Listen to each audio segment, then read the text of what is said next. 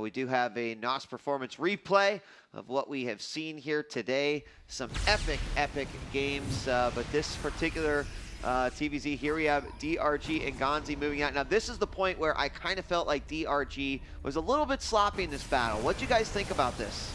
Well, you know, this is one of these move-out timings as well, so this is, I mean, this is a good time for DRG actually to attack into here, but, yeah, well, that's actually a very good connection, but a lot of those banelings did hit the siege tanks. Yeah, and then there was no 2-2, and then he wasn't sieged. Whether he forgot it again, or just forgot to press the button, it doesn't matter too much. He's got it. Yeah, he has it, but he just didn't use it there, and sadly, non-siege tanks aren't that good against banelings, or zerglings, or muta. I mean, it's a little surprising. Really. A scan in the middle could have revealed the location of both the lings and the banelings there. Yeah, I feel like Ganzi, he was kind of transforming.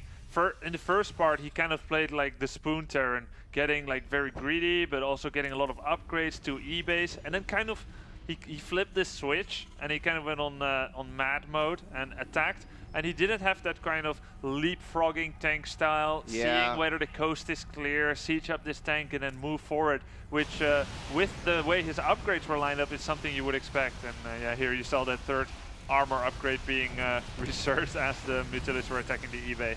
Yep, and he saved it too. But I mean, you make a good point, Grubby, is that if you're going to take that third, if you're going to be like that, I mean, he never really had that defensive posture there at the front at all. Yeah, I don't think he even sieged up there. Yeah, especially if you're going for this really heavy macro style, there's no reason not to take a fourth while you slowly get there and get that upgrades. That's the whole point, is you're slowly getting towards the center and cutting the Zerg off from countering you. Like, you can't counter if you just sit at your fourth and have like a tank line.